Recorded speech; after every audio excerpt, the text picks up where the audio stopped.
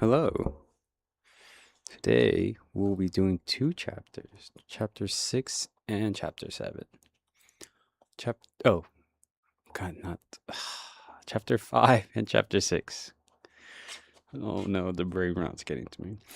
Yeah, chapter 5, the luckiest chicken in the world, and then later chapter 6, about half a fuck ton of lying ass lies.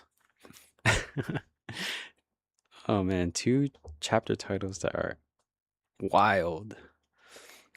Anyways, let's start. Woo, exciting. Oops. Chapter 5, the luckiest chicken in the world. Wow, Allian said. You weren't kidding. You do have lions in your backyard. Yeah, Marcus said. Just like in Scarface. He grinned, exposing what Allian judged to be about 20,000 Brazilian reais worth of gold grills on his teeth. How much would that be in dollars? More than Allian's mother had made in years of scrubbing floors, anyways. Allian was only vaguely familiar with Scarface, but she could tell from his tone she was supposed to be impressed. Oh, baby, she said, smiling and ran a fingernail down his forearm. She could still hear the party a couple hundred meters behind them. Thumping bass, laughter, people splashing in the pool. But they were far enough away that she could no longer see Marcus's mansion through the trees. They stood on a concrete walkway between two deep, lidded pits, filled with fake rocks and a few bushes. Marcus faced her, standing a little bit inside the invisible "we're just friends" line. The big male is Dresden, that one, he pointed at the one on her left. Oh, wait, no. The big one is Dresden, that one. He pointed on the one on her left. It's called Nagasaki, Naga for short. I thought lions were supposed to have a mane. Marcus shook his head. Only the males. Don't you watch the Discovery Channel? Allianne forced a smile. Growing up, she was too poor to have a television. She's small too. She's only about half grown. We think she's his daughter. She turned and looked into the other pit, the one with the male. The sound of their voice had disturbed his sleep. He was awake now, studying her with unblinking yellow eyes. She shivered and stepped in a little closer to Marcus. He's really big.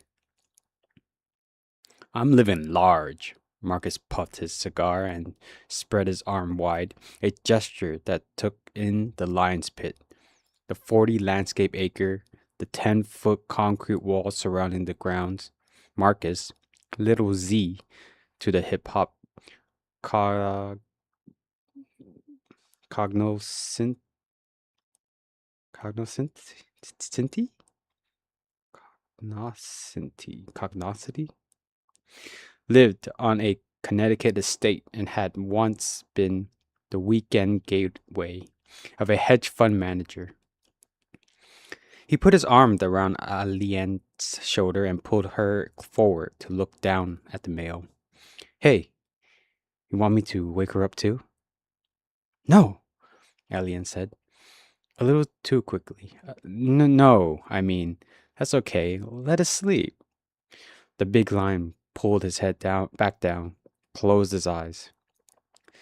She snuggled in close, stifling a cigar smoke sneeze. What's the matter? Nothing. But when she looked at the sleeping lion, some deep part of her stirred. Before she became a model, she lived in a small village in Brazil, near the Pantanal. Jaguars' attacks were not unheard of. A boy in her fourth grade class had been killed. Once, she saw a farmer with his scalp hanging loose. his face drenched with blood. Can they, get out? Marcus shook his head. No way. That pit is 15 feet deep. You can't tell from up here, but the wall slopes back towards the inside. So, there's no way to get a grip or anything. Ain't no way they're climbing out of there. Oh, well, good, she said, trying to sound convinced. Wow, baby, that's really cool. Can we go back to the party? In a minute. Gotta feed them first, he grinned. You wanna go fishing? Fishing? Come with me. He circled around the side of the pit to the trail that led deeper into the woods. I don't know, Marcus. It's getting dark. She glanced back at the house. The party's in full swing. Marcus' latest single, Pimpan, was blaring out over the stereo. I'm out of wine. We'll get you some more wine in a minute. Come on. You really want to see this. It's the funniest thing ever. The forest behind him was very dark, but his watch was a Patek Philippe, and he's going to put me in a video maybe. Okay, she said. Fine. Part 2. The big lion's dream was the same every night. Golden grass brushed at his whiskers. The breeze carried the scent of the wild beast and zebra. The sun hung low on the horizon, and the shadows of the baobab trees lay long. Home. In Dresden's dream, his daughter was still very small. She paced him as he walked, moving in his shadows, just as Dresden had done with his own father. He was teaching her the rudiments of their craft, the location of the drinking hole, the proper way to drift in from downwind of one's prey, the words to show respect to the forest god after a kill. It was a good memory, a good dream. But then it turned. Dresden froze in his tracks, one forepaw hanging just above the ground. He perked his ears up and leaned forward, straining to catch a scrap of sound carried by the breeze. Naga heard it too, deep and buzzy, a bit like a roar, a bit like the sound of angry bees, except not all like either one. It sounded like metal. It sounded like men. Wait, he said to Naga, watch. She swished her tail, acknowledging the order, but Dresden was older than was common for new fathers, and he had mostly forgotten what it was like to be young and playful. He did not see the mischief in her eyes. He left her then, moving through the grasses low and slow and silent. In the dream, he was not afraid. Not yet. But the part of him that was not dreaming ached to do something else, anything else.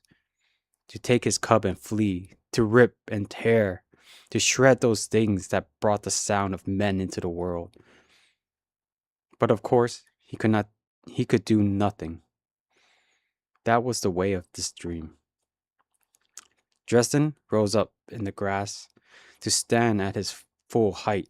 His eyes glinted in the twilight, twin bright points framed by the inky shadows of his mane.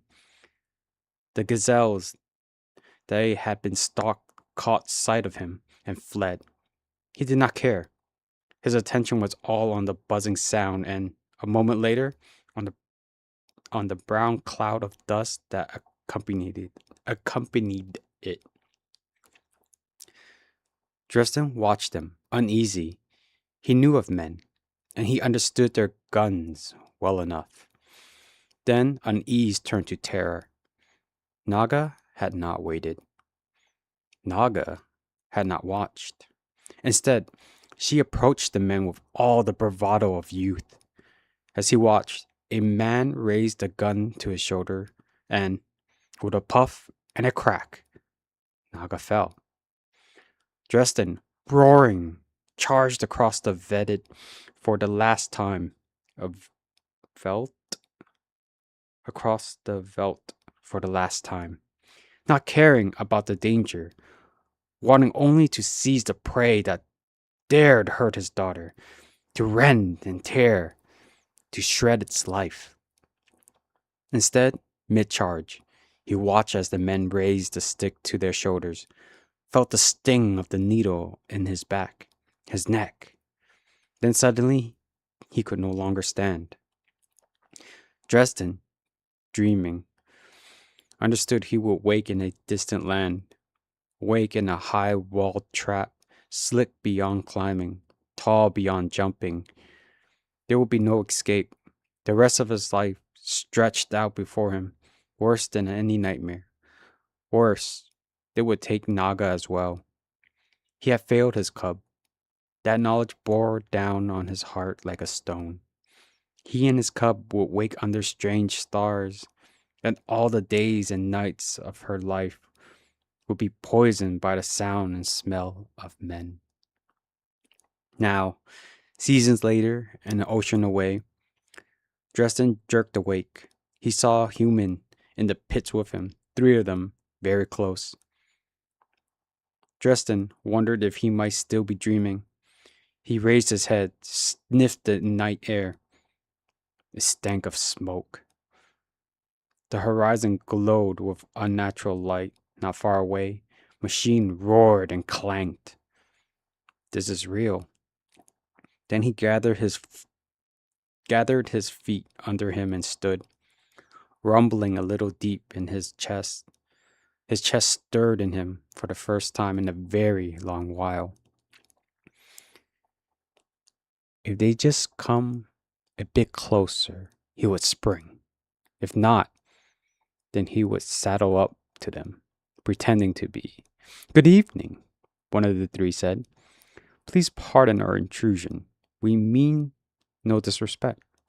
He spoke in the language of the hunt, spoke it perfectly, though perhaps with the tiniest hint of tiger accent. "Are you the one they called the Thorn of Dawn?" Dresden blinked. Thorn of Dawn was the name his father had given him. He thought he would never hear it again. Astonished, he swished his tail. "Yes." "Good. I thought it might be you. I am called Michael. I hunted for a time with the pride of the Red Wind." He glanced around the pit. "It was there that I heard of your troubles." For a moment, Dresden was speechless. The Red Wind lived a long run or so to the west of his home. They were fierce and well respected. Hunted with him? A man? After a moment, considering, he made the sound he might have made if he saw another lion in the distance. "Who are you? What do you want?" That is a bit involved.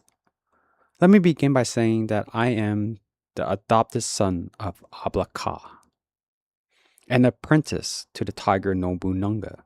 I bear Nobunaga's scent and hunt at his side. This is my brother David, who is the slave of murder, and my sister Carolyn, also of the house of Ablaka. We come bearing news of Nobunanga. May we approach? Ablaka? Dresden knew the name. He was a heretic, an enemy of the forest god. But Nobunanga was a different matter. He was an ancient tiger, said to be the ruler of all the forests in the world. Dresden padded over to the man and sniffed him, just as he might have done when receiving a fellow lion. And sure enough, the man did smell of tiger. Dresden decided to err on the side of courtesy. If even half of what he had heard about Nobunanga was true, That would be the wisest course. He froze and allowed himself to be scented in turn. The man gave his mane a quick sniff and backed away. This was exactly the proper thing for a junior hunter to do in these circumstances. Dresden furrowed his brow. He had no love for men in general, and Ablaka was an enemy of God. But each night he spends under these strange stars, Dresden had prayed himself to sleep. He did not bemoan the fate that had fallen to him, did not protest that his lifelong piety was rewarded in this way. He asked nothing for himself. He prayed only that his cub would be given a chance at life beyond this cage. Each night, Dresden begged God to grant him this one prayer, to accept his own life as forfeit. He could not think of how this might possibly be related, but God had surprised him before. Dresden settled back in his hunches and lifted his forepaw, gave it a quick lick. This was a respectful gesture, if not quite a welcome. Despite himself, he was curious to hear what the man had to say. Ooh. Thorn of Dawn. Part 3. And that motherfucking lion dropped not 5 feet away from me. I kid you not, Marcus was saying. He was pissed. If my third shot hadn't caught him just right. For real? Alien said. For real. The little patch of forest they were in was supposed to look wild. It pretty much did from a distance. Up close, not so much. Even if you discounted the little Christmas tree lights marking the path, something about it said landscaping. The palms were too evenly spread or something, but wild or not, Marcus's walled forest was plenty big. She could barely make out the sounds of the party. Anyways, once the big lion was asleep, I just walked over and picked up the cub. She was a little bitty then. And then when I did that, I heard this roar. Here comes Mama running after me. What'd you do? Well, I put down the cub, but it was too late. Mama was a crafty bitch. She snuck in a lot closer than the daddy had been, and all our tranquilizer guns were empty. So one of the native guys, he pulled out a rifle and shoots her. Oh, you shot her? She was just trying to protect her baby. Yeah, we shot her. She was fixing to eat my ass. And lucky we did too. She landed on one of them dudes. She landed on one of them dudes. We had taught it our tents and tore his arm all up before she did. I heard later it had to get amputated. Some of what Alien felt must have shown on her face. It's okay. I gave him some money. Marcus looked at her. What? None, she said, then in hopes of changing the subject. How long ago was this? This was maybe like a month after I got off tour, so I guess it must have been coming up a year now. Naga, she was the cub, has grown a lot. Back in the house, I got a picture of me standing with my foot on her dad while I was holding her. Now she's pushing 200 pounds and she's only half grown. Damn, how big's the daddy? Like maybe 400 pounds? It took 4 people to lift him. 12 hours later, we was all on a plane back to Connecticut. They let you bring a lion in? I got a permit. This here's the zoo.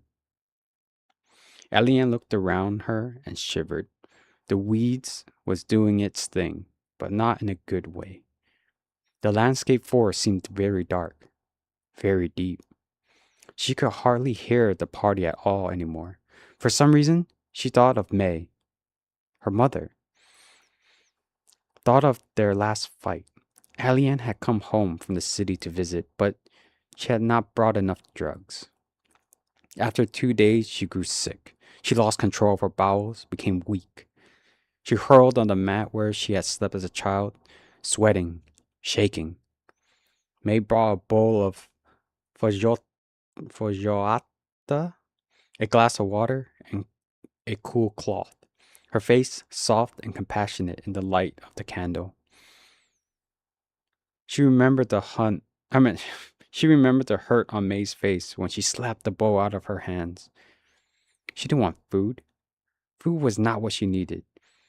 She left the next morning without saying goodbye, fled to Sao Paulo, to the lights, and to the nightclub, and the men who could give her things if she would do things for them. She didn't mind. Anything was better than growing old in a simple shack on the edge of the Pantanal, wasting her life the way May had done. But here, in the shadows, May's face came to her again. Let's go back, Alien said. I'm cold. In a minute. We're almost there. A few steps later, the path ended in a small clearing. Marcus opened up a panel in what had looked like a tree. All of a sudden, the clearing was flooded with lights. Whoa, she blinked. What's that building? It looked like a garden shed, except on stilts? Chicken coop, he said. The zoo guy said to keep it way over here so they can't smell the lines. It gets them all riled up. Just like the towels and the marble foyer, the door to the chicken coop had been stamped with Marcus's initial, written in flowery Old English script. On a chicken coop? Pauhako, she said, louder than she intended. What? Nothing. She gave him the best cover girl smile. I wonder what that word meant. Marcus smiled back. Here, take this. He handed her a large bamboo pole with a length of thin rope tied to one end. What's this for? Told you, he said. We're going fishing. He grinned. You probably want to wait out here. It's pretty smelly inside. A moment later, she heard a wild cacophony from inside the shed. 5 parts angry chicken noise and 1 part irritated rap star. Come here, you little shit. Squawk, fluttered, cackle. God damn it.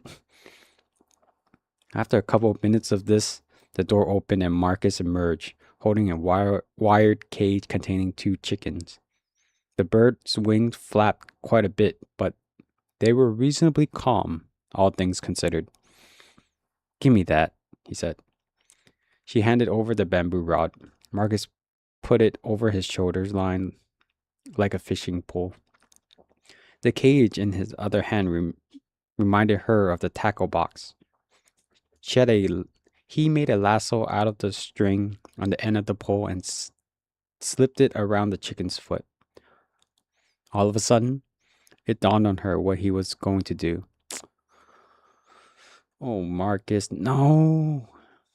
He flashed her his album cover grin, his gold grill shining against his white skin. Gangsta, baby, come on. He headed back the way they had come. She followed, then stopped. Marcus? What? I thought I saw something moving over there. He squinted out into the night. Probably a monkey, he said. We got a couple of monkeys in the trees. They won't bother you, come on. Allianne walked behind him, feeling sick. It seemed to her that the chickens grew agitated as they approached the lion's pit. Only a little, though.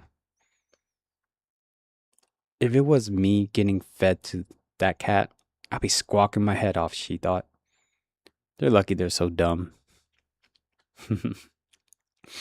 A minute or so later, they emerged in the small clearing.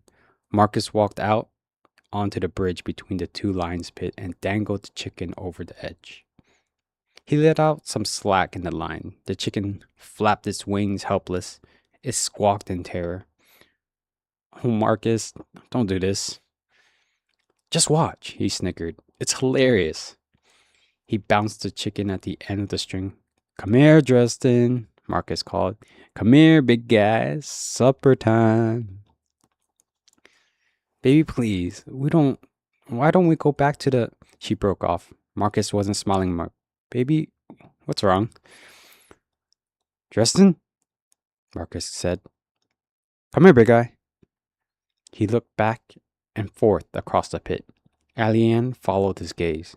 The pit was an oval shape, deep, but not terribly big. It was about 40 feet across the widest point. There was some grass at the bottom, some concrete boulders, a couple of sawed-off tree trunks that were supposed to look natural, but didn't. You could see every inch of the pit from where they were standing. Where's the lion? She asked. Marcus just looked at her. His eyes were very wide. The chicken, dangling at the end of the string, squawked again, outraged. Marcus dropped the pole. The bird fell 5 feet or so. The loop came off its foot. Within a bit of fluttering, it freed itself, then stomped around, making outrageous clucks. Nothing came to see what the fuss was about. Marcus, where's the lion? Shh, Marcus said. He held one manicured finger to his lips. His brows were knotted. He lifted up the back of his shirt and pulled out a pearl-handled 9mm automatic. Are you saying it got out? She whispered. How could it get... You said there's no way... Shh. Marcus' face was strained. It was too dark to see much, but he could still listen.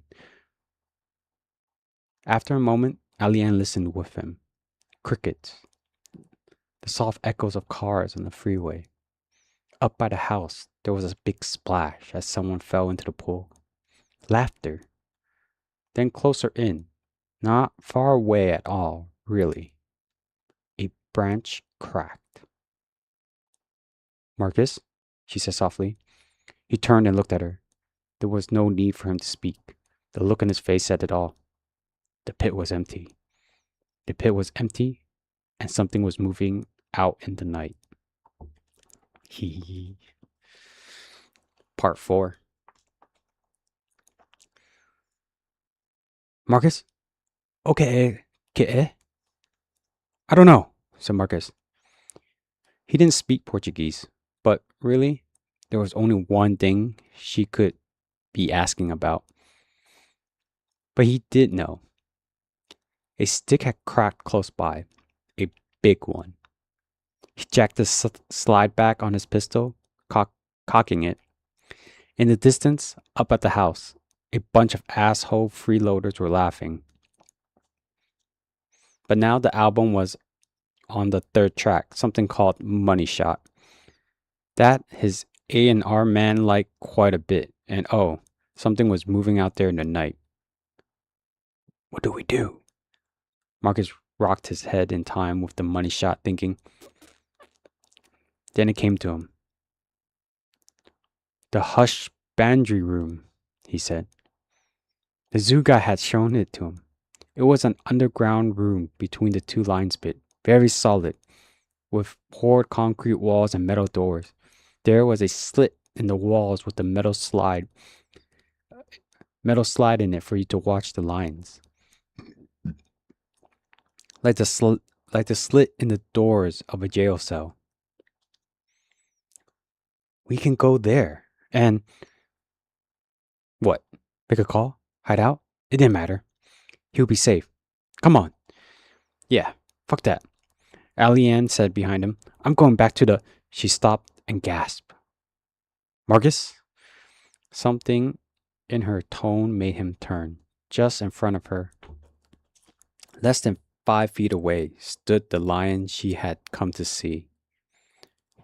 His muzzle wrinkled back over thick yellow fangs. Alien turned towards him. Her expression was dreamlike. Tell May that I dressed and sprang. The two of them went to the ground together, wrapped in clouds of dust and a small rock. Alien's head bounced off the ground. She squirmed a bit, but the lion gripped her with a forepaw the size of shovel blades.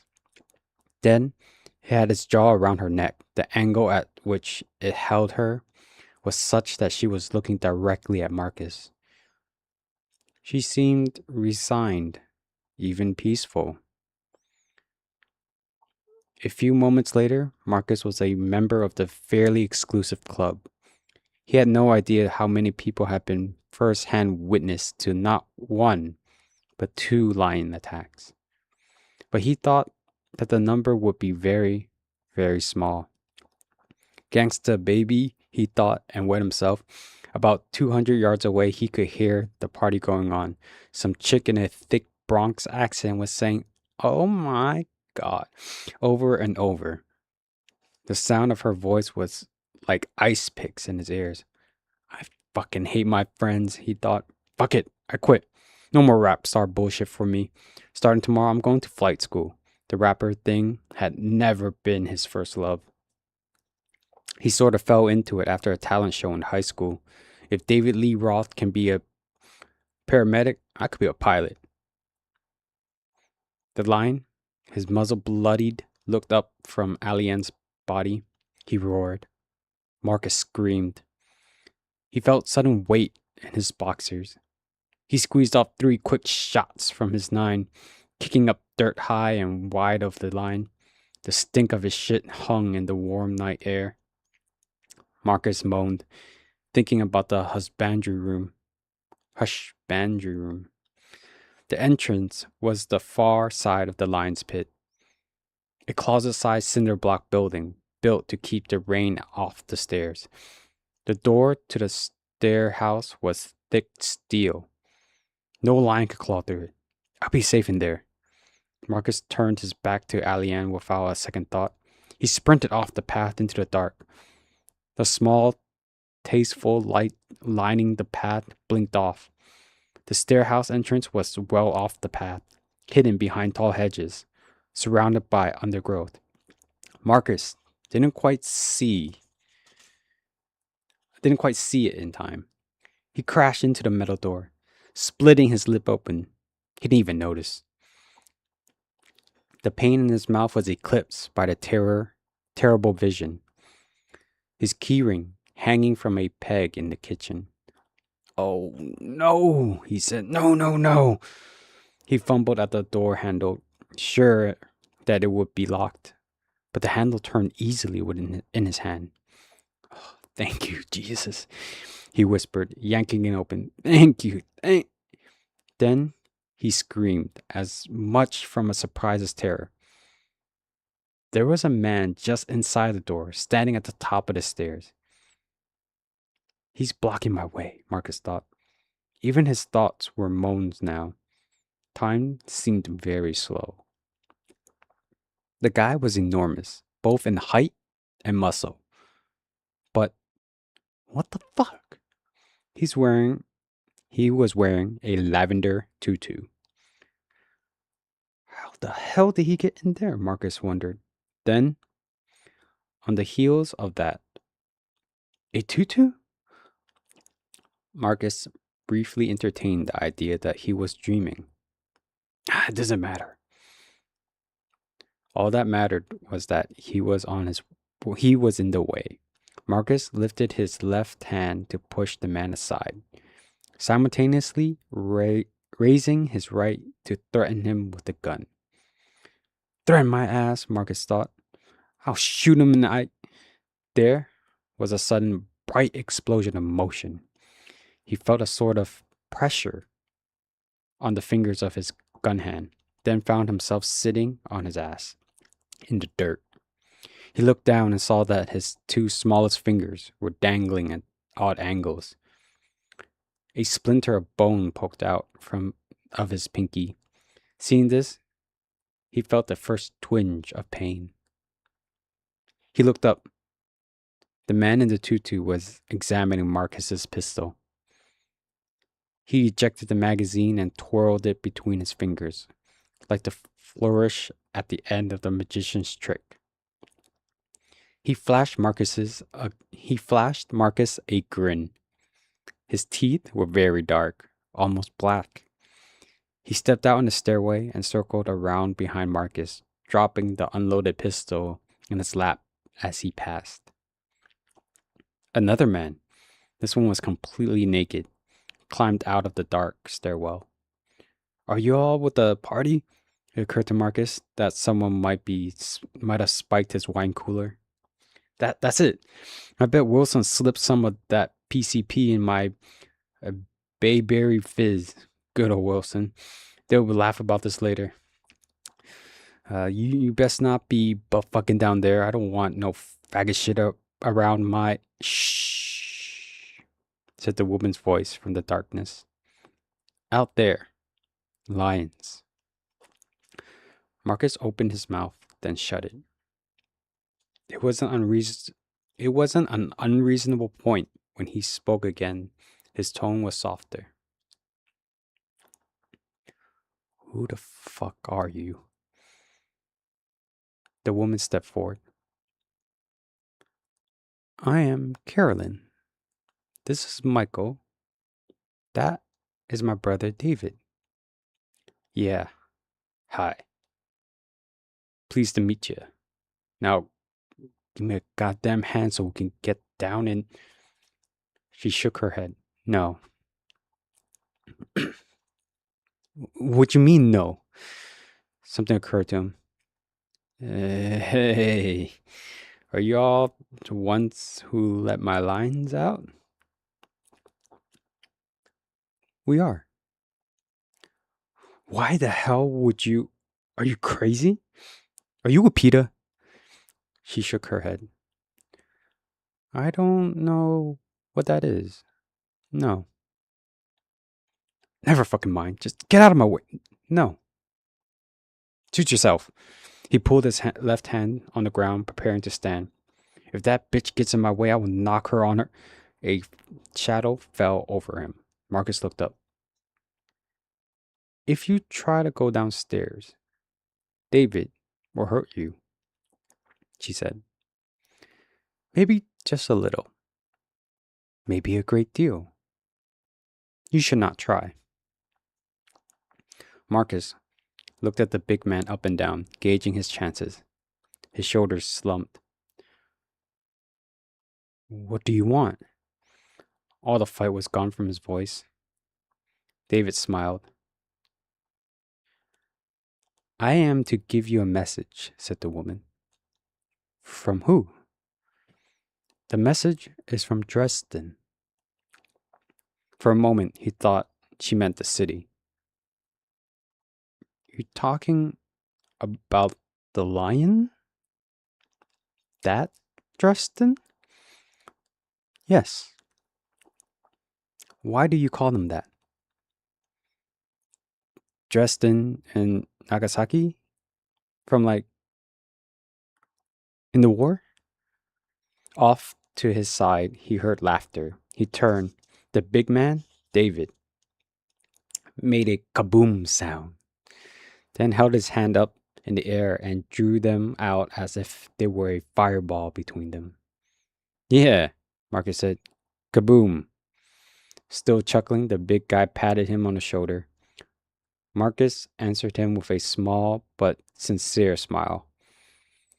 Finally, someone gets it.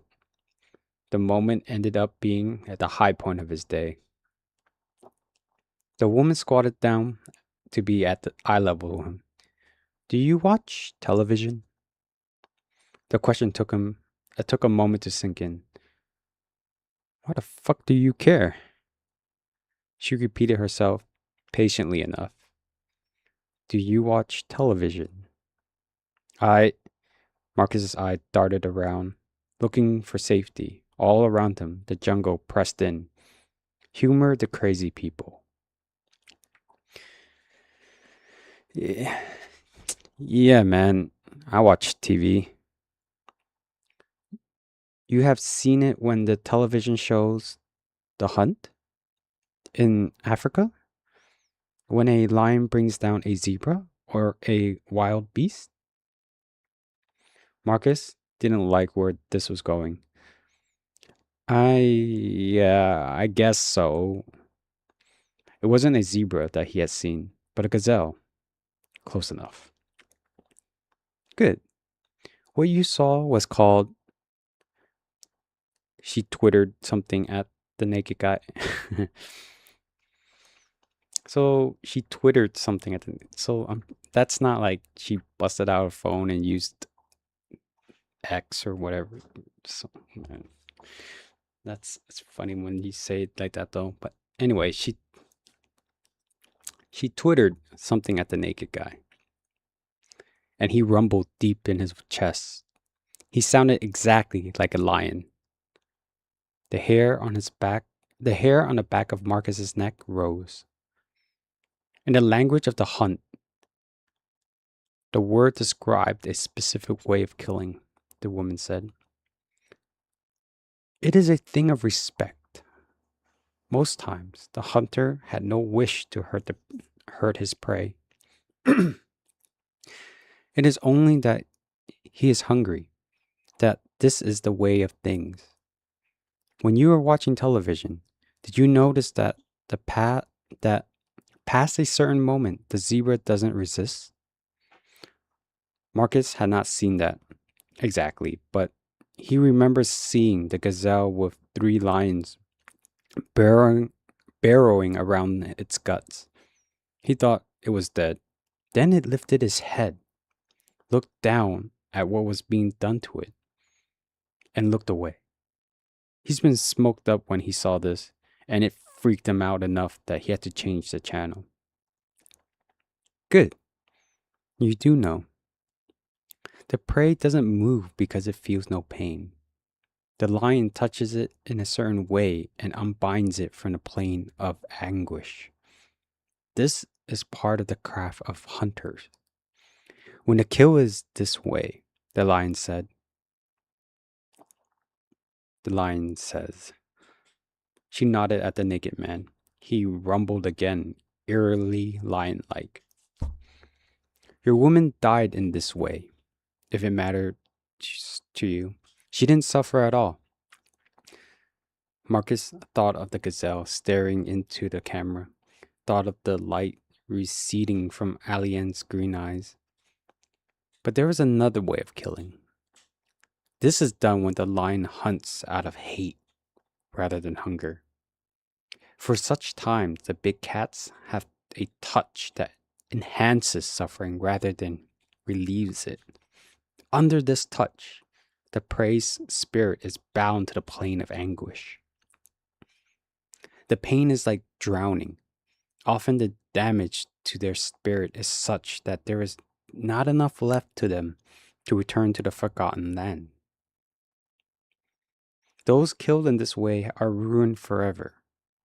It is as if they were never born. Her eyes crinkled.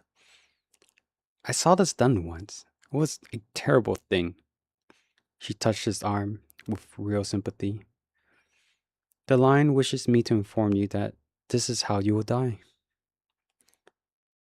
Marcus's eyes flicked back and forth among the three of them, looking for some sign that this was a joke.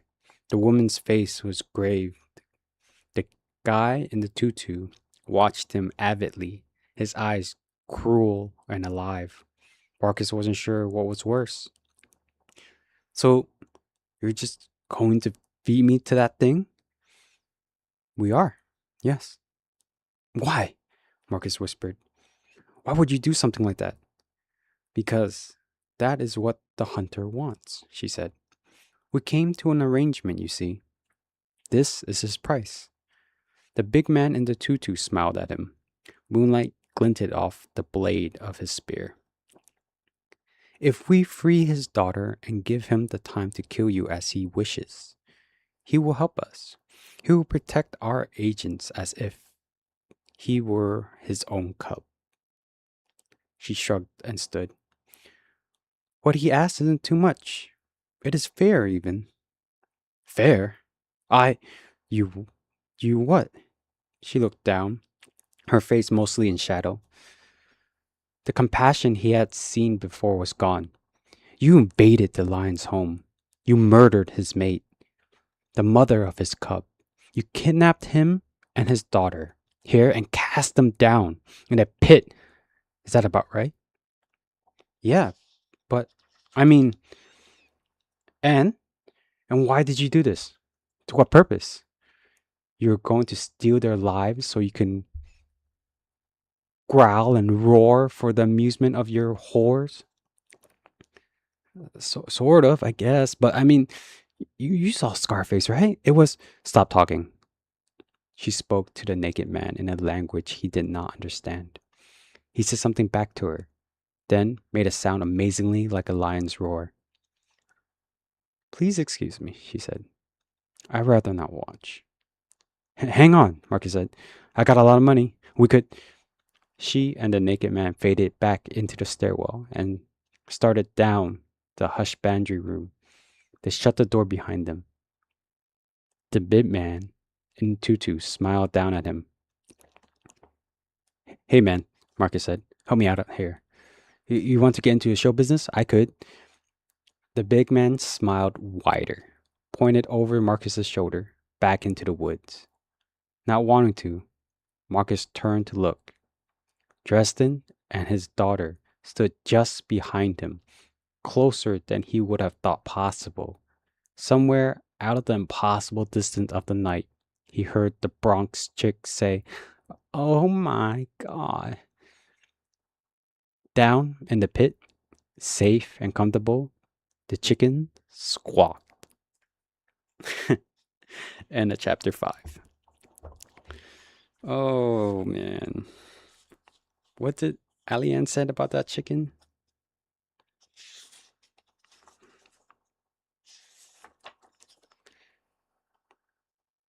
Where's that quote?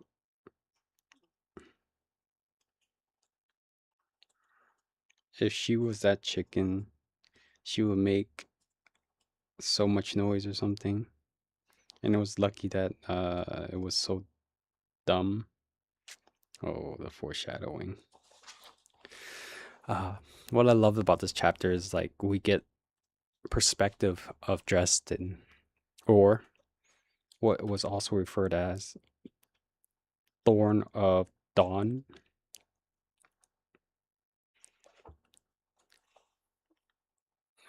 And then the character you're supposed to not like get his upcomings, right?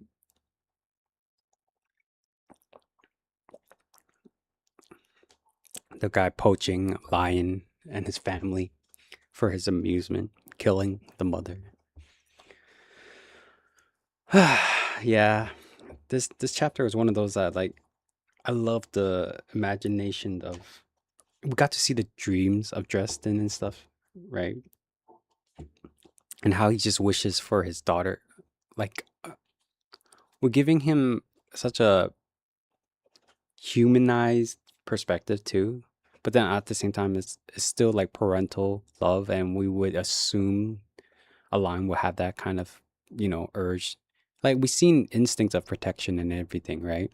So I mean, like it feels very natural to have this kind of narrative for Dresden and for his daughter Naga. uh, Even though he has a name Thorn or Dawn, right? Because how young Naga is, I don't think she will have another name. But that was a good chapter. Let me just get a sip of water and we'll start.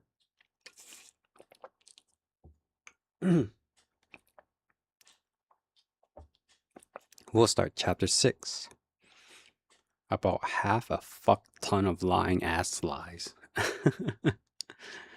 What a chapter title. It seems kind of short too. About 20 pages. And then, yeah, we'll get to that afterward. Anyways, chapter 6. about half a fuck ton of lying ass lies. Steve woke up in 1987, more or less. It was a teenager's bedroom. He was pretty sure about that part. The walls were covered with posters of singers, Wham, the B-52s, Boy George, others that he vaguely remembers from high school. A rack of cassette tapes hanging across from the bed, and next to it, a collage of Polaroids. Teenage boys in acid wash jean parachute pants, mugged for the camera. Fake singing, flexing their muscles and sort of things. In one of the Polaroid, two boys were kissing. Steve blinked. Where the hell am I? He remembered being in the jail chapel. He remembered the stinky dude in the tutu killing Thorn and the guard. Thinking of the tutu and the two guys kissing in the Polaroid, a horrible thought bubbled up. Maybe tutu guy kidnapped me as some sort of sex slave? Like that guy in Pulp Fiction? But that was too terrible to contemplate. Think. He remembered being slugged in the chapel.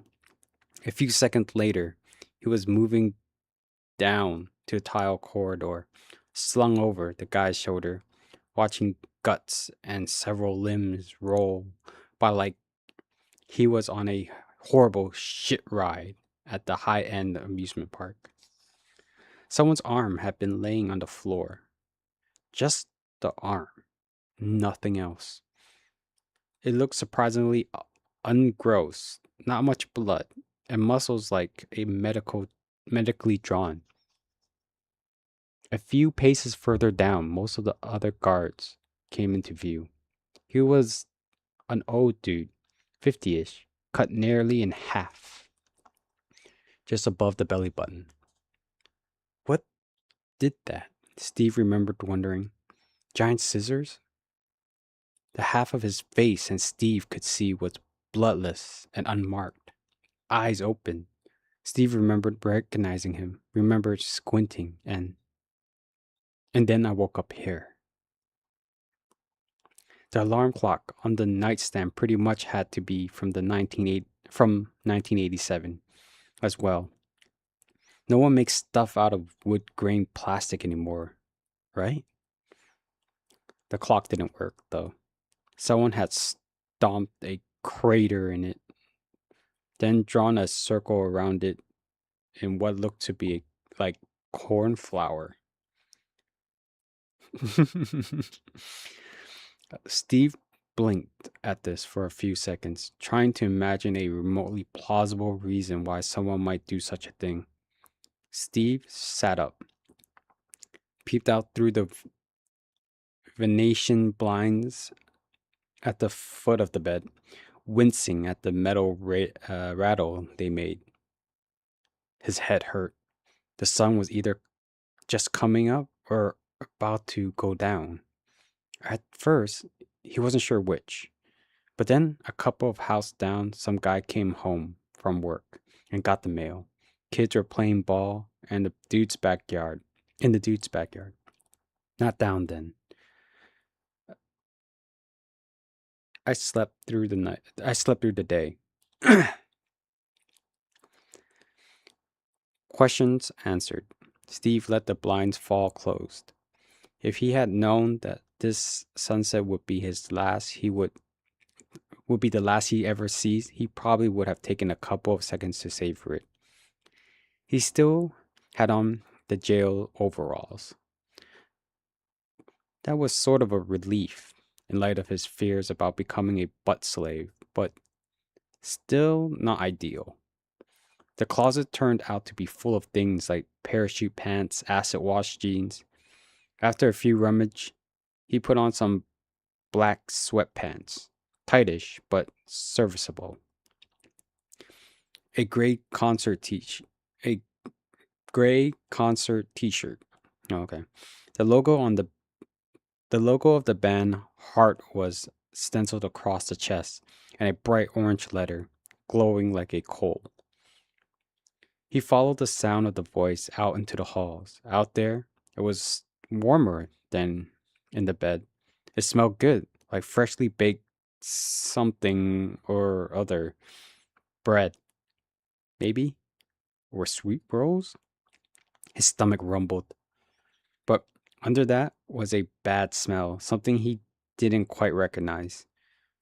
There was a metallic sound as well. Clink, scratch, click.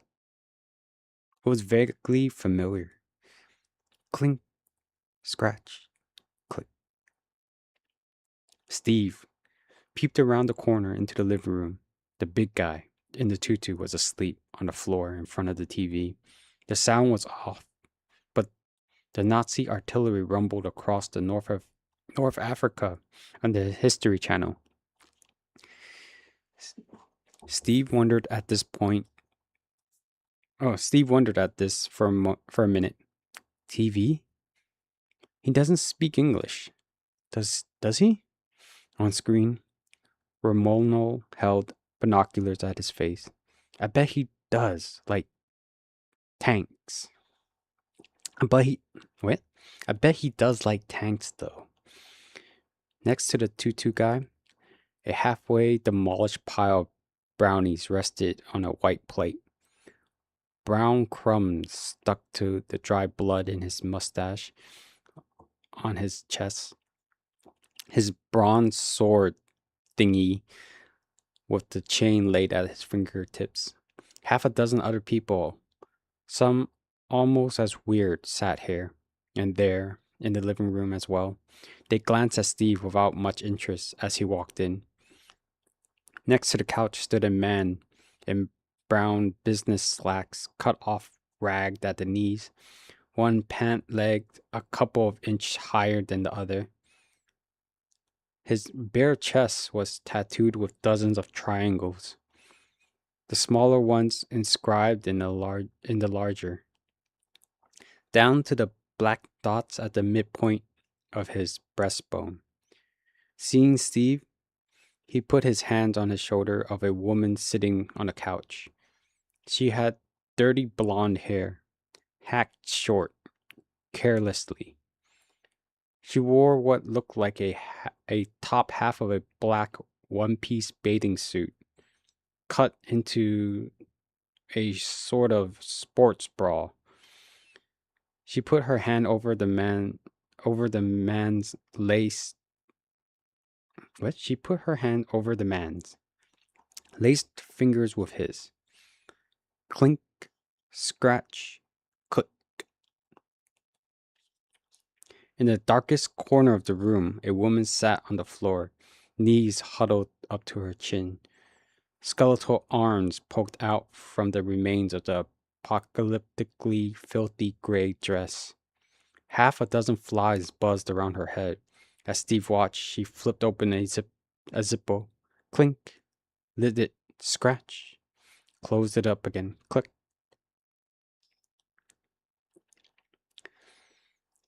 Her eyes never wavered from the place of the flame. Unsettled now, Steve jerked when a new person entered the room. He recognized the Christmas sweater and the bicycle shorts immediately. You! Small knuckle popped as his hand clenched into a fist. Carolyn held her fingers up to her lips. Shh. She pointed at the bloody man in the tutu sleeping on the floor between the knife and the brownies. She jerked her thumb back over her shoulder towards the kitchen. Steve opened his mouth to yell at her. Then, with a glance at the napping murderer, nodded instead. He tiptoed around the couch quietly as he was able. The couple stood up and followed his wake. The woman with the lighter went click, scratch, click. There was another person in the kitchen, an older woman, needling dough. To Steve's mild surprise, she was dressed normally. Floor-length fleece house coat, a bit faded, but clean. and slippers. Hello there, she spoke in a half whisper. I'm Eunice McGillicuddy. Would you like a cinnamon roll? They're just out of the oven. Steve Hudson. Uh, pleased to meet you. Somewhat to his surprise, he realized this was true. Unlike the others, she didn't seem like the sort of person who might keep a guy chained up in her basement. He briefly considered thanking her for this, but gave up when he couldn't think of a delicate way to phrase it. Sure, a cinnamon roll would be great. The old lady smiled, pleased. She pointed to a baking dish. Coffee over there, she said. Steve grabbed the mug off the wooden peg and helped himself to a cup. Hello, Steve, Carolyn said, her voice not quite a whisper. Hi, he said, not too brightly. That's Mrs. McGillicuddy. She speaks English. Yes. Yes, she does. Carolyn jerked her thumb at a couple behind her. These are Peter and Alicia. They don't speak English. Not much anyways. What about the big guy out in the living room? That's David. He speaks. His English is very bad as well. The other one? The one who keeps playing with the lighter? That's Margaret. No English? Hardly anything. Almost never talks. Can I ask you something? Sure. Can you think of any reason I shouldn't grab one of the kitchen knives and stab you in the fucking neck? Carolyn pursed her lips, considering. You might get blood on the cinnamon rolls. I'm only partly kidding. Okay, she said. Fair enough. I can see why you might be a little upset. His rage flared. Steve glances at the knives, almost not kidding anymore. A little upset? He hissed. You framed me for a murder of a fucking cop. They're talking about the death penalty, Carolyn. Lethal. Fucking injection. Life in prison, if I'm lucky. Try to keep it down, Carolyn said. You don't want to wake up David. No, Steve thought, thinking of the swinging intestine that dangles from the ceiling outside the jail chapel. I probably don't. Okay, he said, in a fierce whisper. Fair enough. Why don't you quietly explain why you do such a thing to me? Why did I ever... What did I ever do to you to piss you off? What did I ever do to piss you off? Carolyn winced at little. Nothing, she said. I'm not angry at you. That's absolutely the last thing that I am, she hesitated. For what it's worth, there are some sound reasons for all of this. I couldn't go into details, but I really am sorry. I could see where it might be a bit upsetting. Upsetting, Steve marveled, unable to believe that he had heard right. Well, that is one way to put it. Another way to put it would be that you permanently and completely ruined my life. That's the version that I sort of prefer. Carolyn rolled her eyes. Don't be so melodramatic. You're not in jail anymore, are you? She pointed to the tray, having another cinnamon roll. They're good. Mrs. McGillicuddy looked over her shoulder. Help yourself there. Steve felt like his heart was boiling. Melodramatic? His hand drifted unbind towards the block of towards the block of kitchen knives. Melodramatic. Calm down, Carolyn said. It's not as bad as all that. What do you mean it's not? Quiet, Steve. Shut up for a second and I'll explain. I have a plan. If you do a small service for me, I can make every single one of these problems you mentioned go away. Oh? Yep. Carolyn rummaged around the refrigerator and came out with a plastic bottle of orange juice. She twirled off the top and lifted it to her mouth.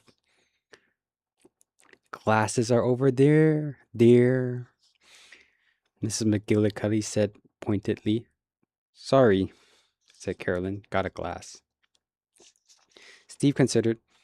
You can make a murder charge go away. A death penalty case.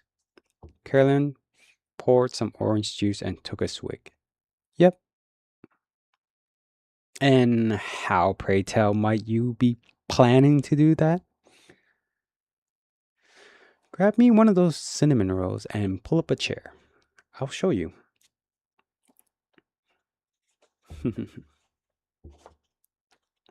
End of part 1. Let me swig my coffee and start part 2. Carolyn stood up and disappeared into the nether. What? Into the nether reaches of the house. Oh, I see. While she was away, Steve went to the refrigerator looking for a Coke. All they had in the main compartment was Diet. But he spotted something approximately the same shade of red as Coke, as a Coke can in the vegetable crisper. Carolyn patted up behind him for a moment later. Steve, this is... Hold up a sec, he said, stirring into the crisper. Is this a heart? It's definitely not a Coke. Carolyn didn't answer immediately. Beg pardon? In this bag here, in the refrigerator, is this a heart? Like a person's heart? It looks like a person's heart in your refrigerator, Carolyn. No. I mean, yes, it is a heart, but not a person's. It's from a cow. A bull. David was going to give a horse the over for a guess, but he had to cancel. Yeah, no, Steve turned. There's no way near big enough to be a bull's... Whoa. Next to Carolyn stood a blonde woman who Steve hadn't seen before. 3 children, silent, pale, clung to the woman's waist. One of the kids, a little boy, had a huge purple bruise all around his neck. The girl next to him had a deep dent in her forehead. Steve knelt down in front of the children. Are you guys okay? Are you, like, hurt? He reached out to touch the crater of the girl's skull. She cringed back. They only speak to their mother, Carolyn said. Steve, this is Rachel. Well, that's fucking weird. What the hell happened to the girl's head? It was, an accident. She fell off her bike. Then, hissing, don't say anything, Steve. You will embarrass her. And the boy? Football, Carolyn said. Deadpan. The boy peeped out from behind her mother's waist and gave a small nod. Then pointed at Rachel. What about her? No English? No English, Carolyn confirmed. She and Rachel spoke for a moment in a vaguely sing-songy language that sounded like the illegitimate child of a Vietnamese and a cat fight. What's she doing here, then? Rachel is good with secrets, Carolyn said. She lifted Mrs. McGillicuddy's telephone receiver and set it down on the kitchen table. You still want me to fix your legal troubles, right? Steve looked at the heart of the vegetable crisper, opened his mouth, then shut it with a click of his teeth. He shut the refrigerator door. Yes, please. Then make it be loud, Carolyn said, pointing at the phone. What? So everyone can hear. Oh, yeah, sure. He studied the receiver for a minute, then punched the speakerphone button. Now, make it to be the directory. What? Where you tell them the name, they give you the number. Steve dialed 3 digits. What city? Said the mechanical voice. Washington, D.C., Carolyn said. What listing? White House switchboard. Steve raised an eyebrow. The machine reeled off the number. When it asked if she wanted to be connected with for additional charge of 50 cents, Carolyn said yes. The operator picked up on the third ring. My name is Carolyn, she said. I'd like to be connected with the president. Steve gaped at her. Last name, please? Carolyn brow furrowed. I'm not sure. Does it matter? The operator sounded bored. I'm sorry, ma'am. The president is unavailable at this moment. If you care to leave a message, I'll see that. He'll speak to me, Carolyn said. Prepare the authenticate. Today's code will be bolt. Oh, the operator said. Hang on. I'll transfer you. Could it be Sapolsky? Steve said, remembering what Irwin had told him. What? Your last name. Could it be Sapolsky? Carolyn thought about it for a second. Actually, yeah. That sounds... The man's voice boomed out from the headset. This is Sergeant Davis, he said. Please authenticate. Carolyn pointed at Rachel and raised her eyebrow quizzically. Rachel beckoned the little girl in a grim gray sundress. The child whispered something in her ear. Rachel relayed it to Carolyn in that same sing-song language. The code is bear 723 walking 33744 dawn. Carolyn said, translating, please hold. There was a sound of typing. A moment later, a man said, I'll connect you to Mr. Hansman's office. Steve thought about this for a moment, then his eyes opened wide. The chief of staff? Shh, Carolyn said. For about a minute, they were in limbo. No hold music, no record message, just silence. Then, this is Brian Hansman, the voice said. Are you fucking kidding me? Steve took a breath, focused on trying to appear calm. He wasn't sure, but he suspected he was doing a really shitty job at this. Mr. Hansman, I need you to get me to the president. I need you to get the president for me, Carolyn said. Thank you so much. I'm afraid that won't be possible, miss. There was a sound of computery clicking. Carolyn, the president is in the meeting. Is there something that I get him out of the meeting? For a moment, there was a silence on the other end of the line. Steve suspected that the man was simply having trouble crediting what his ears were telling him. He sympathized. Carolyn let him have a moment. Lady, there's exactly 3 people on the planet who are authorized to use the code you just provided, and I happen to know that you aren't any of them. Now, unless you tell me exactly who you are and how you came by these codes, you're going to be in for some extremely serious trouble. Either way, you've gone far up the chain that you're... Either way, you've gone as far up the chain as you're going to... There was a slight clicking on the line. I think they're tracing the call, Steve said. He felt like this was a valuable contribution. Hush, Carolyn said. She turned to Rachel. The two of them spoke for a moment. The sound of it put Steve in mind of a tropical bird fighting. Mr. Hansman, please pardon me for being blunt. You seem like a decent man, but I'm pressed for time. I know where the president was the night of March 28, 1993. I know why Allison Major is so quiet these days. I even have access to photographs. If I'm not speaking to him, and speaking to the man himself in 1 minute, I'm going to hang up. My next call will be to Washington Post. There was a brief pause, perhaps 2 seconds.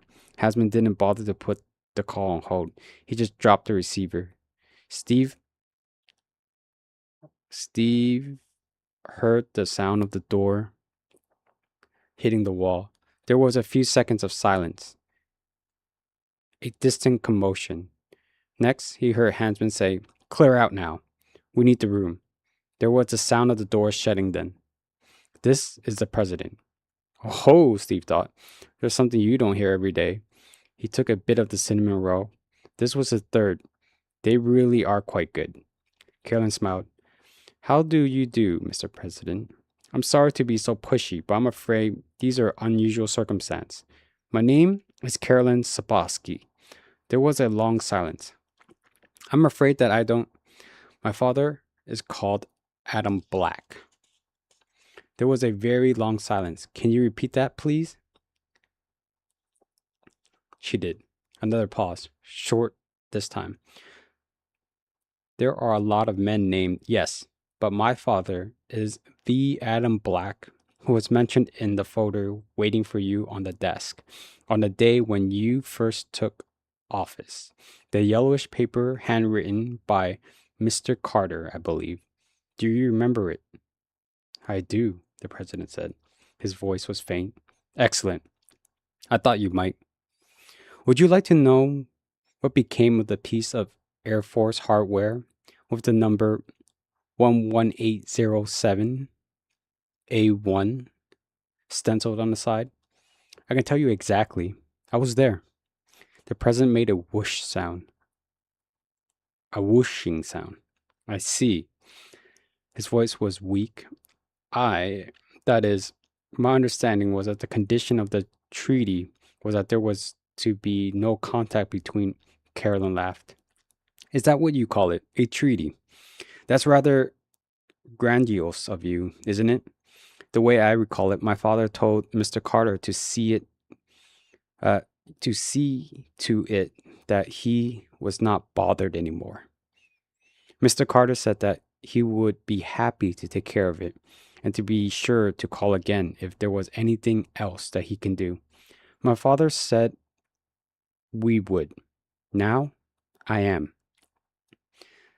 Miss Adam Black would be very grateful if you would to do him a small favor.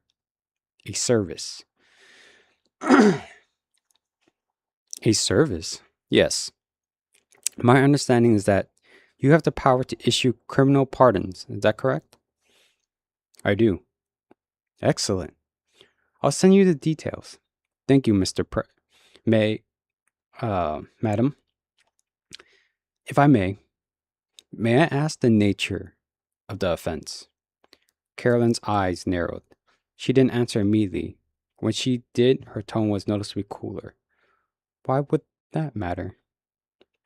It might have bearing on," Carolyn sighed.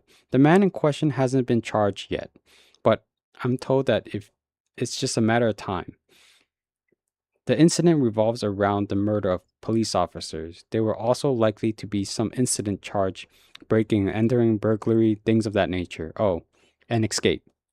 He just left jail yesterday, without permission. Some people died. I assume that's some sort of crime as well."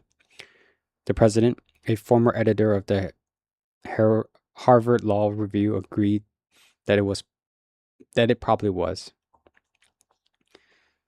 "But it's the death penalty case that we're primarily concerned with." "Death penalty," the president said faintly. "Yes," Carolyn paused. "If it eased the sting any, I happen to know that the man being charged was quite innocent.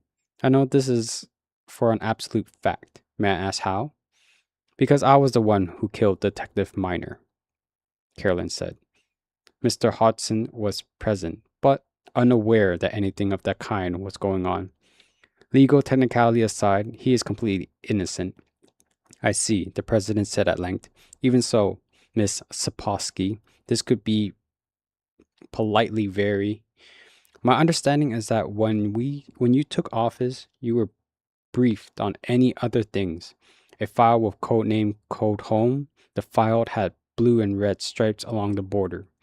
It was about an inch thick and just chock full of unanswered questions. Is that correct?" The president was silent for a beat. "How could you possibly know about that?" he hissed. Carolyn laughed. "I'm afraid that will have to be another unanswered question, she said, and winked at Rachel. add it to the file, why don't you? But the fact that is that I do know, Mr. President, and if you've read the file on Cold Home, then you have some idea of what my father is capable of. I can assure you from my own personal experience that he is not a man you want to make angry. All I'm asking is that you sign a piece of paper for what it's worth. I consider it very unlikely that the fact that you did so would ever be made public. After a moment, the president, was not a fool, said, "Very well. Thank you. I'll be sure to inform father that you've been very helpful." "That's very kind of you, Miss Saboski. This administration will be very much like an open dialogue with your father. I'm sorry, Mr. President. I'm afraid that will not be possible. But," said the president, "there is one other thing you could do for me, though. When is your next press appearance?" There was a pause. Someone in the background said, "Tomorrow morning." The president said, "Tomorrow morning, I believe." Carolyn thought about this for a moment. "Sorry, that's not quick enough. Arrange one for tonight. I'm afraid that won't be." "That wasn't a request." Her tone was frosty. There was a long silence in the other line at the other end of the line. Steve stared at her slack-jawed. "Very well," the president said softly. "Good. When you're giving the speech, I want you to say something for me. Say, I don't know, say, Auld Lang Syne. Do you think you could say that into your remarks without raising too many eyebrows?" "I suppose I could." And the president said slowly, "May I ask why?" "Because at some point in the next few minutes, it's going to occur to the person you're about to pardon that maybe I'm talking to a man who just sounds like you. When he sees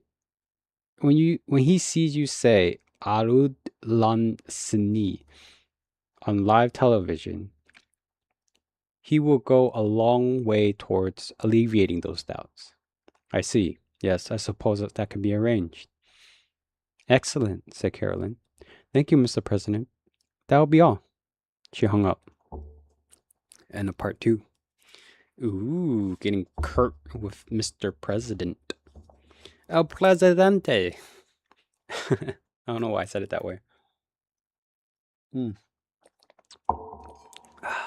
Another sip of coffee. And we entered the final part of this chapter, part 3. Or I think the final. Anyways, an hour or so later, Steve and Carolyn were alone in the living room. Not long after, Carolyn had hung up on the president. The big bloody guy woke up and ate a couple of cinnamon rolls. Then he went to the stinky woman in the corner and took the lighter from her. She seemed to come out of herself then. She smiled at him. The two of them moved to the back bedroom about the time the president came on. Steve wanted to focus on the press conference, but he was having trouble. The big guy and the smelly woman were having some truly epic sex back there. It started like squeaking bed springs, but those were eventually drowned out by the bare noise and something not unlike yodeling. The smell of sex and rotten meat wafted throughout the house. Mrs. McGillicuddy's bed eventually wasn't rated for stunt fucking, though. Right before the big finish, it collapsed with a splintering, wrenching sound. Steve, not unimpressed, noted that the happy couple didn't so much as skip a beat. He looked around to see if Carolyn and the others were as amused by this as he was. But the others only seemed to be aware anything was going on was Pumpkin Tinkletoes, the old lady's pet cat. He had been sleeping by the wall opposite the bedroom. When they bounced off it hard enough to make the family photos rain down, the cat sauntered over to join Steve on the couch. Carolyn waved a hand in front of Steve's eye and looked pointing at the TV. "Pay attention, okay? I don't want to have to call him back. Sorry." For the last 20 minutes or so, the president had been yapping about some sort of bill that was supposed to stimulate the economy. He wanted to raise taxes or maybe lower them. Now, he was taking questions. Steve watched diligently for a couple of minutes. Then the big guy, wrapped in a bedsheet, walked back through the living room and the kitchen. He grabbed 2 brownies, a bottle of Wesson oil, and, oh gosh, kitchen tongs. Then grinned like a fiend. He sank back into the bedroom. Pumpkin Tinkle Toes tracked this. Steve thought he might be wondering about the tongs as well. When the big guy disappeared around the corner, the cat turned to Steve with a quizzical blink. Steve shrugged. "You got me, dude," he whispered. "Honestly, I'm just not sure I want to." Carolyn pointed him again. Steve, shut up. Steve, shut up. On TV, one of the reporters asked about the upcoming arms summit with Russia. The president said that the location wasn't fixed yet, but that both he and the Russians liked the idea of doing it in the Reykjavik.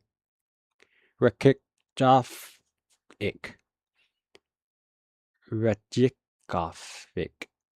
If nothing else, for Aud Lun Sinai. All the reporters' people laughed. Auld Lang Sinai. Man, I think I pronounced it wrong each time. But anyways, Steve didn't get the joke. That's the president, though. For really real. He felt dazed. Mrs. McGillicuddy got all the cable channels, and the press conference was covered live on 2 of them. When it had started, he flipped back and forth between C-SPAN, Fox News, and thinking maybe it was some sort of elaborate hoax, and they've gotten an actor who... Carolyn was looking at him. "Okay," Steve said.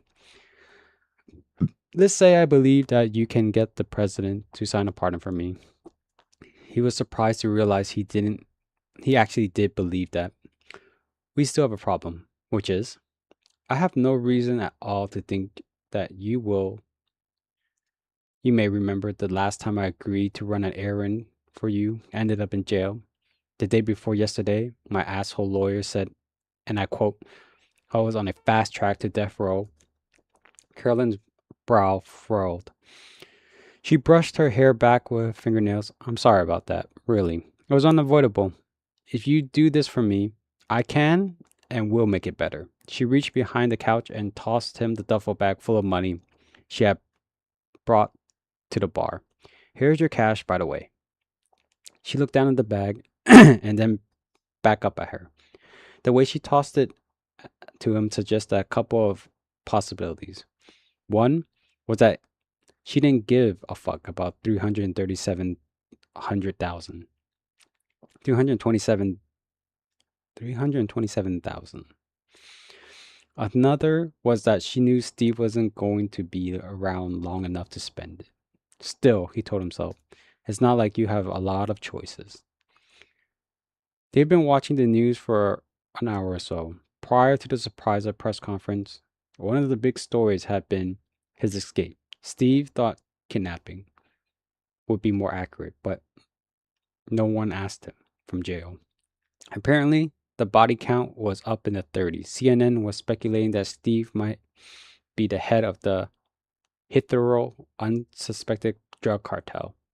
Fox thought he was probably part of the terrorist organization. Everyone seemed to agree that he was really, really dangerous. They flashed his mug shot about every 10 minutes. The big guy came back out from the room again. He wasn't grinning anymore. As he walked past, he glowed in a way that made Steve distinctly uneasy. He grabbed a couple of candles off the dining room table and disappeared again, muttering under his breath. When he was gone, Steve turned to Carolyn. "What did he say?" "Who?" "Tutu guy. He keeps grabbing stuff. I'm just curious. What did he say?" "Oh." Distracted. She searched her memory for a moment. "He said, I just can't reach her. Not anymore. I just can't. Huh? Steve, baffled, meditating on meditating on this for a moment. Any idea what he means by would you like a brownie? Mrs. McGillicuddy asked. Steve opened his mouth to say no thanks. But when it came out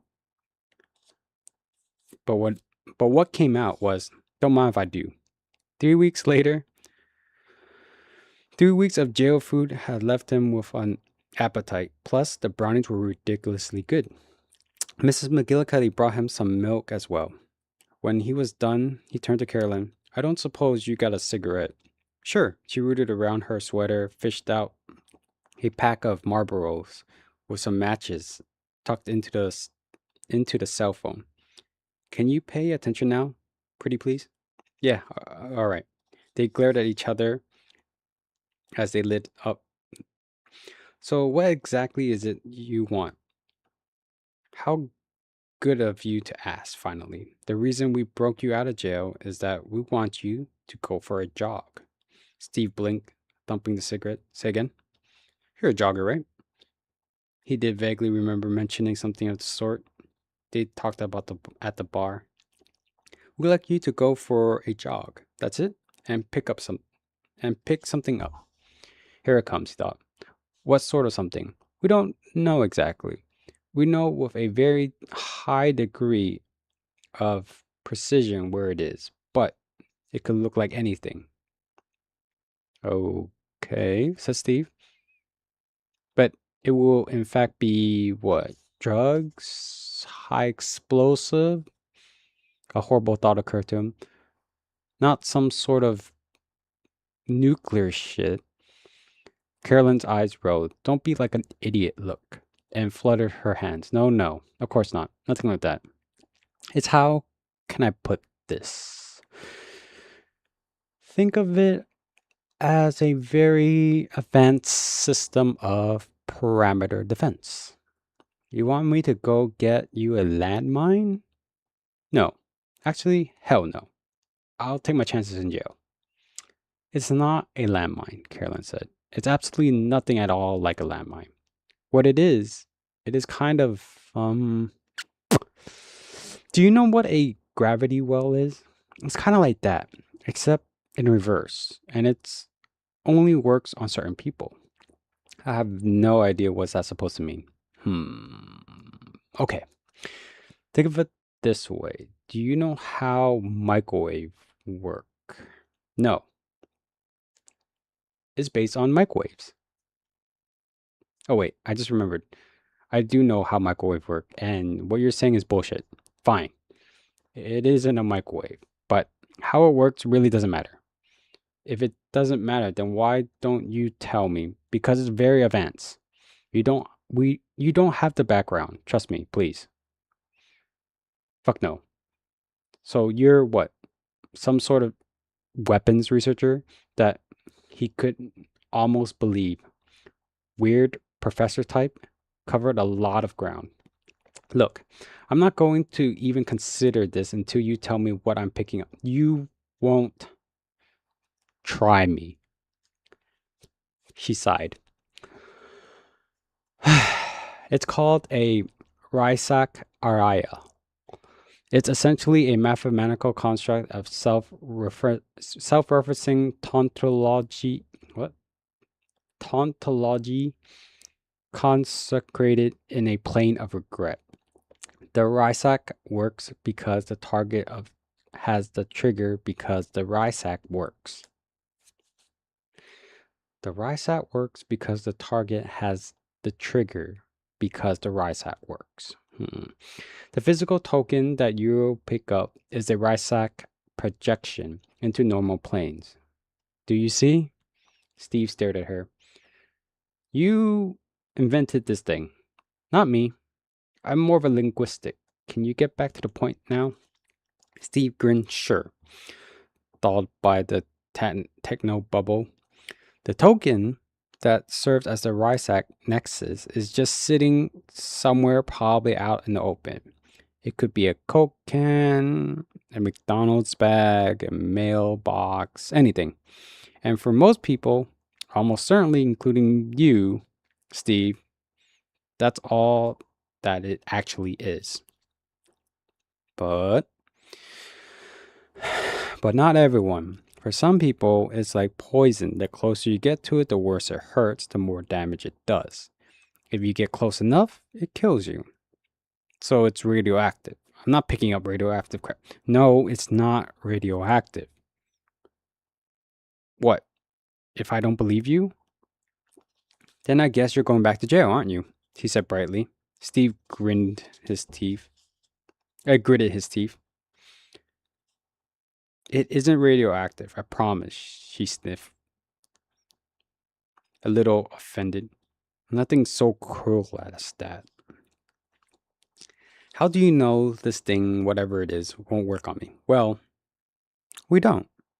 Not for sure, but the only ones it does seem to work on are the people connected to Father. Regular people. People like you, FedEx drivers, pizza delivery guy, regular Americans, come and go all the time. It doesn't seem to have any effect on them. That's why you did all this to me? You just picked me up at random because I'm a regular guy? Carolyn nodded. That's about it, yeah. Bullshit. She raised her eyebrow. I'm not sure I mean, Steve said, smiling. That you are fucking lying to me. You lying ass liar. Steve, I assure you that. Save it. Beg pardon? Don't bother. I'm sure you're very nice. I'm sure they're very nice lies, but really, don't bother. I'll do it. She raised an eyebrow again. Discounting the duffel bag full of cash, which I seriously doubt you'll let me walk out of here with. I've got no money, no cars, no ID, and no one I even close enough to go to for help. I figured I'd last 24 hours on my own tops. Then I'd either go back to jail or not, or more likely shot resisting arrest. And if I say no, you'll probably have that big guy cut my throat or whatever. I don't think he'll mind at all. Well, she said, I guess that's good news. I'm sure you can see the joy in my eyes. I have some questions, though. Of course. What's the deal with the jogging? Why don't I just drive in? I'll be quicker. It'd be quicker. And if whatever it is, turned out to be too heavy to carry, then I can... Well, it's kind of a safety precaution. Oh? He leaned forward, smiling ferociously. Do tell. She held a finger, if you do turn out to be susceptible to the effect of the perimeter defense, then you wouldn't want to be in a car. At the speed they move, you could hit a fatal death before you really know what's happening. On foot, you can just turn around if you start feeling sick. Sick how? It's different for everybody. David got a brutal headache. My face started bleeding. Peter caught on fire. Basically, if you're moving along feeling fine and you're all of a sudden starting feeling pain, turn back before it gets any worse. What if I do turn out to be susceptible? Do I still get the pardon and the cash? He wouldn't believe her answer, but he was curious to hear what it is. As to the pardon, sure. All we ask is that you try. And like I said, the money is already yours. That was very convincing. She rubbed her forehead. Steve, I don't know what to say to save it. You said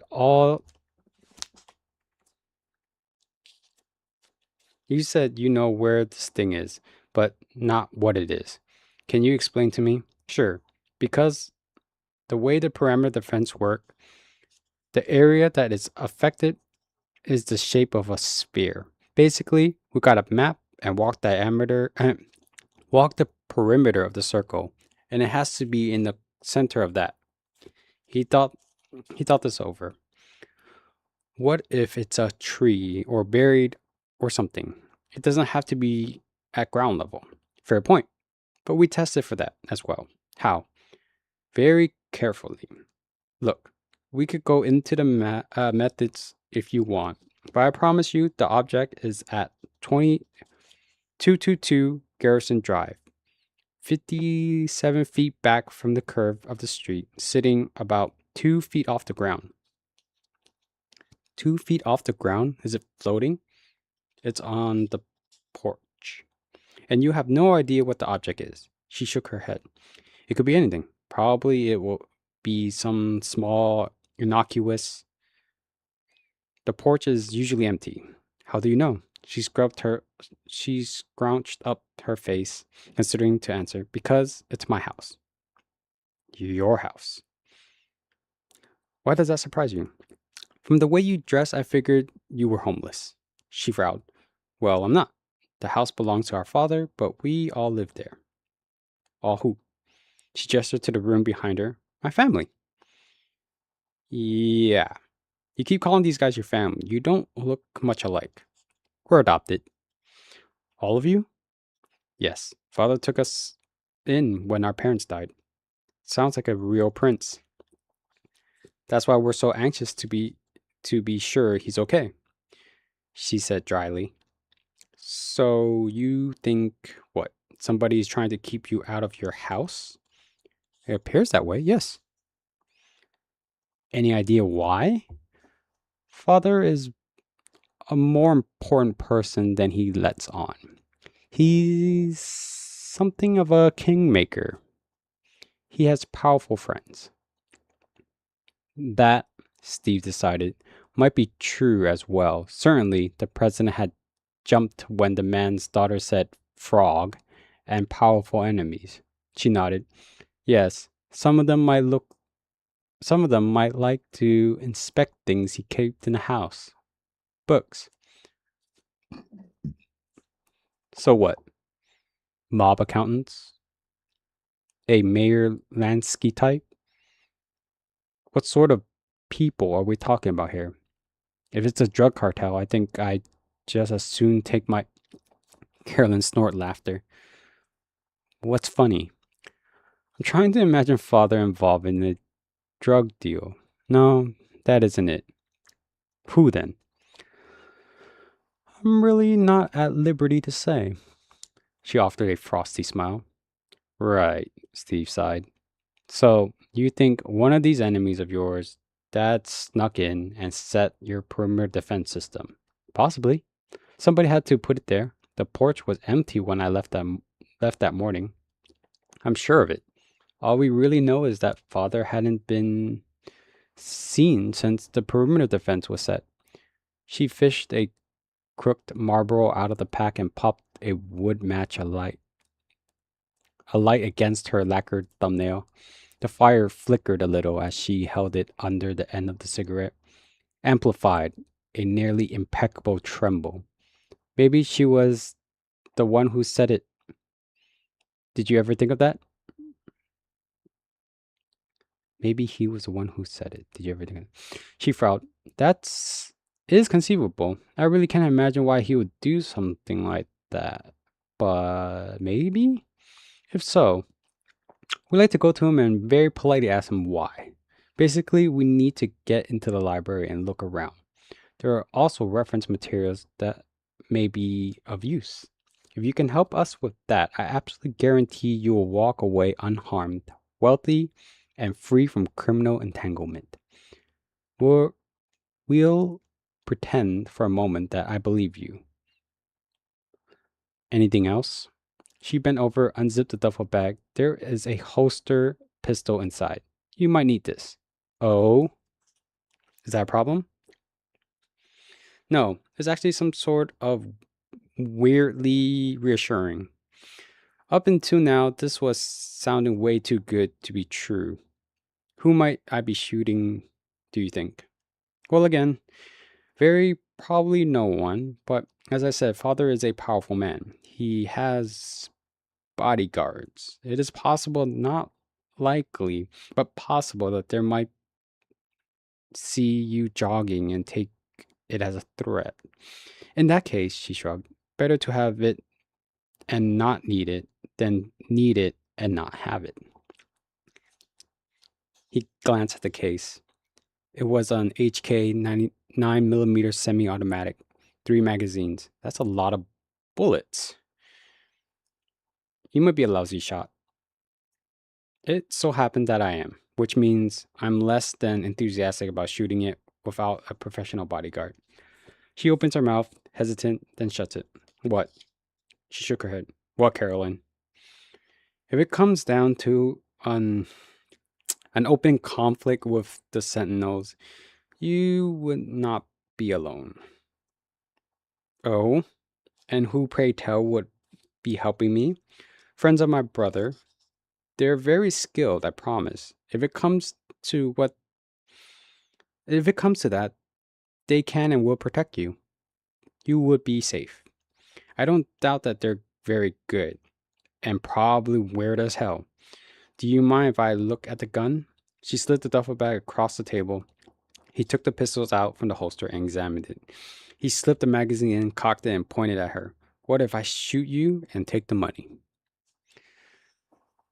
She gave him a bright smile. Then I'll be out of this nightmare, I suppose, and my brother David will kill you. He'd probably take his time about it, and we'd find someone else to do the job instead. She didn't seem to even look nervous. The sound of sex emanating from the back room stopped. A moment later, the big guy David peeped around the corner.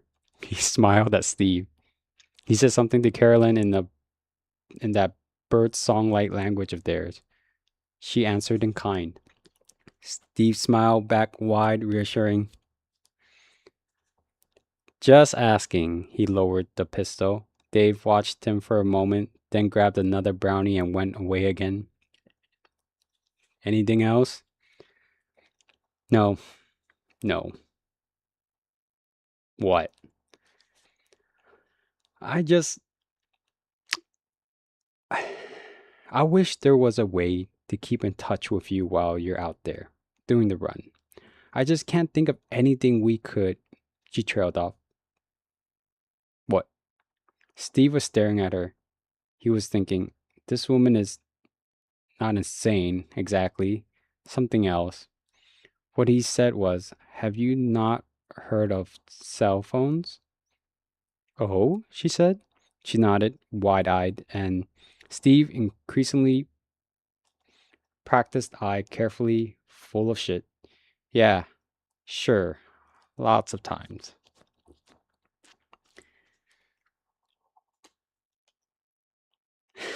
And end of chapter 6. Recap on chapter 6. Basically, all take place in Mrs. McGillicuddy's house, and we finally know what happens to Steve. We get in-depth kind of knowledge of what goes on in the house, unwillingly to accept what's going on, kind of. Margaret and Dave. Anyways. But yeah, so they have power, they use it. Sounds very familiar with the current administration. I don't. Anyways, yeah, power used against the president and such. But yeah, that was the end of the first part of the book. Like, the next page is part 2. The anatomy of lines.